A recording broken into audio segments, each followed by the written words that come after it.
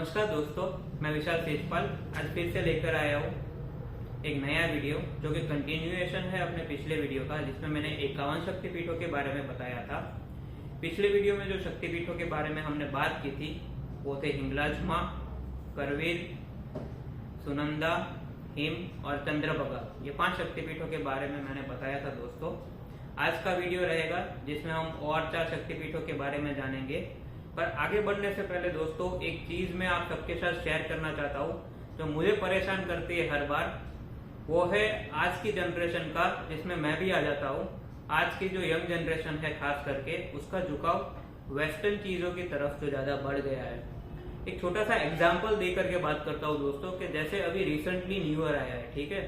अभी जनवरी 1 को जब ईयर चेंज हुआ तो मोबाइल पे देख लीजिए, सब जगह देख लीजिए, 31 की पार्टियां देख लीजिए, लोग इतना इम्पोर्टेंस दे रहे हैं happy new year happy new year. क्या है ये दोस्तों? मतलब अपना न्यू ईयर जो है वो तो पता नहीं लोग कितने बनाते हैं। दिवाली के बाद जो आता है, दिवाली पे जो आता है वो, पर कहने का मतलब है कि जैसे समझ लीजिए आप अपनी संस्कृति के साथ ही जुड़े हुए नहीं हो, आप अपनी खुद के कल्चर के साथ ही जुड़े नहीं हो तो आपको ताकत कहाँ से मिलेगी दोस्तों। एक एग्जांपल देके बताता हूँ। जैसे आपके माता पिता है, ठीक है, समझ लीजिए कोई एक गरीब परिवार से आया हुआ बंदा है जिसकी अपब्रिंगिंग इतनी खास नहीं हुई, बहुत हाईफाई तरीके से पला बड़ा नहीं है, बहुत ही मिडिल क्लास फैमिली से बिलोंग करता है।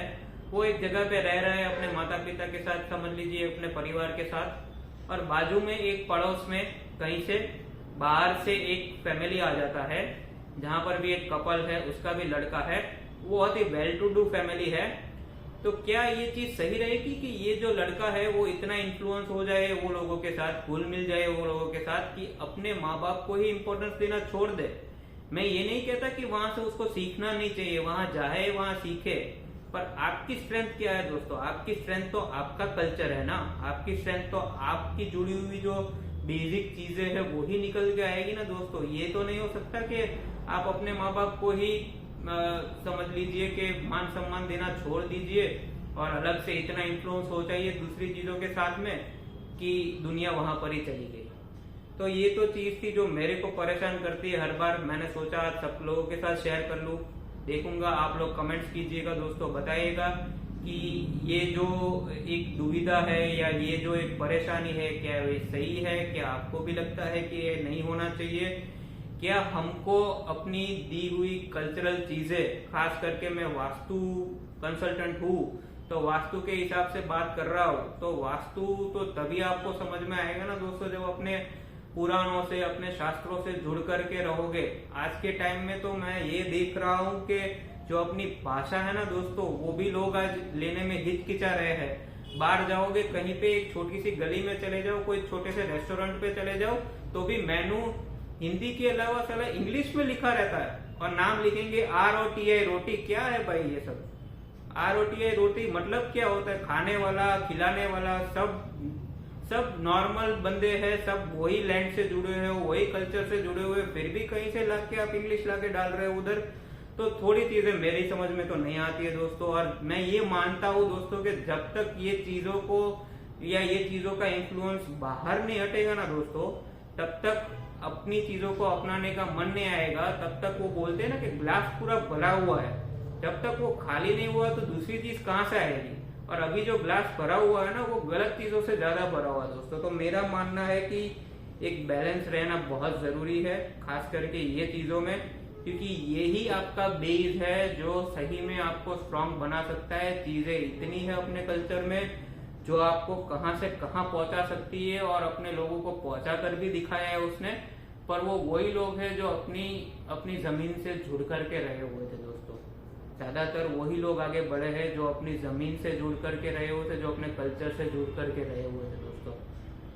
तो चलिए आगे देखते हैं दोस्तों कि आगे और 4 शक्तिपीठों के बारे में जो हम जानेंगे, उसमें पहला शक्तिपीठ जो मैं बात करूंगा वो है ज्वालामुखी करके शक्तिपीठ है। वहां ज्वाला जी के रूप में माँ को पूजा गया है दोस्तों।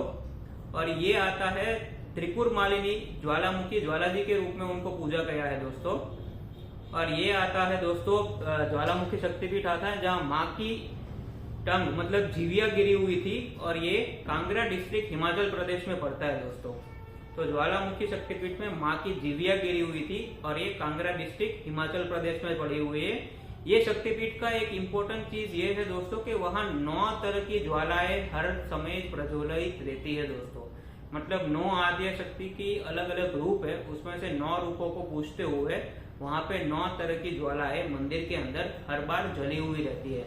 दूसरी अगर हम हिस्ट्री में जाकर के बात करें दोस्तों, तो ये शक्तिपीठ में अकबर मतलब मुगल बादशाह अकबर ने जाकर के वो ज्वाला बुझाने की कोशिश की थी दोस्तों, पर वो बुझा नहीं पाया दोस्तों। माँ की ऐसा चमत्कार देख के वो भी माँ के सामने नमनवस्त होके उसने वहां पर एक माना जाता है कि एक गोल्डन छत्र वहां पर एक भेंट किया था, जो कि आगे जाकर के ब्रॉन्ज में तभी के तभी ब्रॉन्ज में तब्दील हो गया। और सब लोगों का मानना है कि ये एक संकेत था कि माँ ने जो उसका दुष्कर्म था उसको देखते हुए उसकी भेंट स्वीकार नहीं की थी दोस्तों। तो हिस्ट्री में भी ये चीज का उल्लेख है और ये चीज की सामने मान्यता जो है और ये चीज की जो ताकत है, ये शक्तिपीठ की जो वैल्यू है वो वहां पर भी उल्लेख में देखा गया है। और आज भी जो उसका ऊपर का मेन जो कुम्मड़ है वो सोने का बना हुआ है दोस्तों। आपको कभी जाने का मौका मिले तो आप जाकर के जरूर देखिएगा।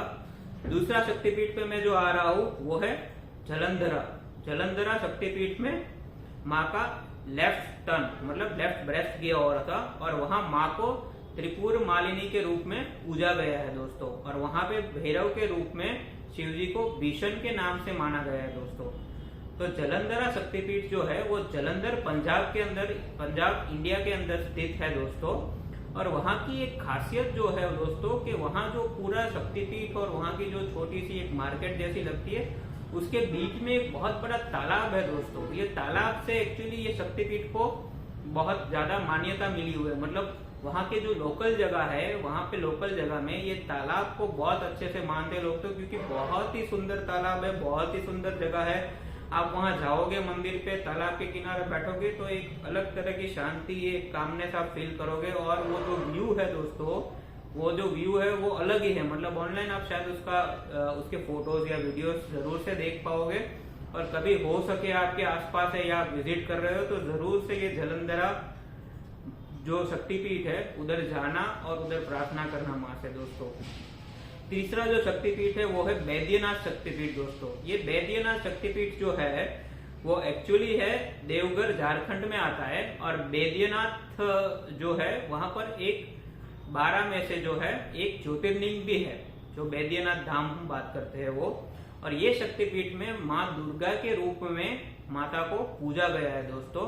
और बैद्यनाथ शक्तिपीठ में माना गया है कि माँ का हृदय वहां पर गिरा गया था दोस्तों। माँ का हृदय जहाँ पर गिरा था वो स्थान है वो बैद्यनाथ शक्तिपीठ। यहाँ पर एक और चीज मैं वास्तु से बात करना चाहूंगा दोस्तों कि ये जितनी भी शक्तिपीठ के ऊपर आज बात कर रहे हैं दोस्तों, चाहे वो ज्वालामुखी हो, जलंधरा हो, या पिछले में हमने चंद्रभागा बात की थी, या अभी मैं बैद्यनाथ की बात कर रहा हूँ, ये हर एक शक्तिपीठ के साथ दोस्तों एक पार्ट माँ का जुड़ा हुआ है दोस्तों। और ये ऐसे ही नहीं जुड़ा हुआ है। मतलब अगर मैं बोलूं कि बैद्यनाथ में माँ का हार्ट गिरा हुआ था तो ये चीज आप समझ लीजिए कि कोई हार्ट का पेशेंट है या कोई ऐसी बीमारियों से पीड़ित है जिनको हार्ट की वजह से आगे बढ़ करके कोई बीमारी आई हुई है अपने शरीर के अंदर, तो वहां जाए, वहां माँ को प्रे करे, दोनों हाथ जोड़ के नमन करे और कहे कि हे माँ, अगर ये जो बीमारी है वो मेरे कर्मों की वजह से नहीं है तो आप उसको हर लीजिए, और अगर मेरे कर्मों की वजह से है तो आप उसको रहने दीजिए और मेरे को शक्ति दीजिए कि मैं आपकी भक्ति कर सकूं और ये चीज में आगे बढ़ करके एक मोक्ष की प्राप्ति कर सकूं दोस्तों। तो ये आपको करना है दोस्तों। ये जो हम बात करते हैं ना, डिकोडिंग करने की बात है, ये मतलब एनालिसिस करने की बात है। इसके लिए कोई रिसर्च पेपर लाने की जरूरत नहीं है दोस्तों कहीं से। अपनी संस्कृति में सब कुछ दिया है, बस थोड़ा खोल करके देखिए, थोड़ा पॉइंट ऑफ व्यू बढ़ा करके देखिए, सब चीजें अपने आप लाइन में आती हुई दिखेगी दोस्तों। ठीक है, आगे जाके जो हम बात करेंगे वो है पशुपतिनाथ का शक्तिपीठ है। ये काठमांडू नेपाल में आता है दोस्तों, और वहां पे पशुपतिनाथ का मंदिर भी है, महादेव का भी मंदिर है। यहाँ माँ को महामाया के रूप में पूजा गया है दोस्तों। और दूसरी एक देखने वाली चीज है दोस्तों कि वहां पर एक रिवर है दोस्तों, बागमती करके रिवर है, और माना गया है वो रिवर का और वो जो पिक्चर की व्यू जो वहां पे बन रहा है, वो जो एक नेचुरल वहां पे सीन बन रहा है, वो इतना मनोहर है, वो इतना अच्छा है कि आप मंत्रमुग्ध हो जाओगे दोस्तों। तो मतलब अगर मैं बात करूं तो नेचर ने अपने आप को बहुत अच्छे से बैलेंस किया है। जब मैं वास्तु के साथ जोड़ करके देखता हूं ना दोस्तों, तो मैं भी अचंभित रह जाता हूं। जैसे हम वास्तु में 1 नंबर और 9 नंबर की बात करते हैं, ठीक है दोस्तों। तो 1 नंबर को हमने वाटर एलिमेंट बोला है, 9 नंबर को हमने फायर एलिमेंट बोला हुआ है। तो आप ये देखना कि जहां पर भी शक्तिपीठ है, जहां पर भी शक्तिपीठ है, शक्ति माने हम 9 नंबर फायर के साथ जुड़ करके देखते हैं, तो ऑटोमेटिक कहीं ना कहीं शक्तिपीठ के आजू बाजू कहीं कोई रिवर या कोई नेचुरल सोर्स ऑफ वाटर रहेगा ही रहेगा। तो नेचर ने भी तो 1 और 9 को बैलेंस करके रखा है दोस्तों, ये तो समझ लीजिए। यही चीज है जिसकी वजह से मेरे को परेशानी होती है कि हर एक चीज में ये थोड़ी मोहर लगा के देनी है कि साइंस ने बता दिया, डिकोड किया, तभी चीजें सही है। नेचर में जाके देखिए तो सही, और वो चीजें देखिए जो हमारे शास्त्रों में दी है, और समझने की कोशिश कीजिए कि भाई जो दिया हुआ है क्या कोई ना कोई तरीके से नेचर भी वो फॉलो कर रहा है। तो 99% या 100% आप देखोगे कि जो शास्त्रों में लिख करके हमारे संत महा ऋषियों जो गए हुए हो, वो कहीं ना कहीं 100% आपको सही मिलेगा दोस्तों।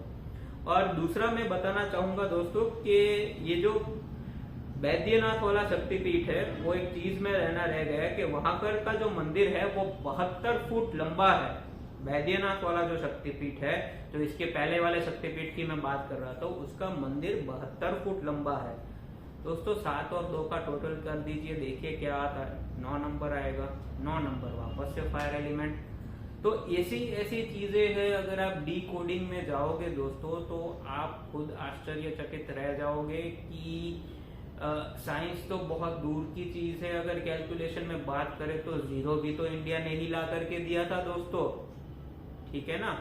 तो चलिए आज के लिए बस इतना ही। मैं हाथ जोड़ के प्रार्थना करता हूँ, अपने शास्त्रों पे, अपनी धरोहर पे आप मान कीजिए, उनका सम्मान कीजिए, उनसे ज्ञान लीजिए।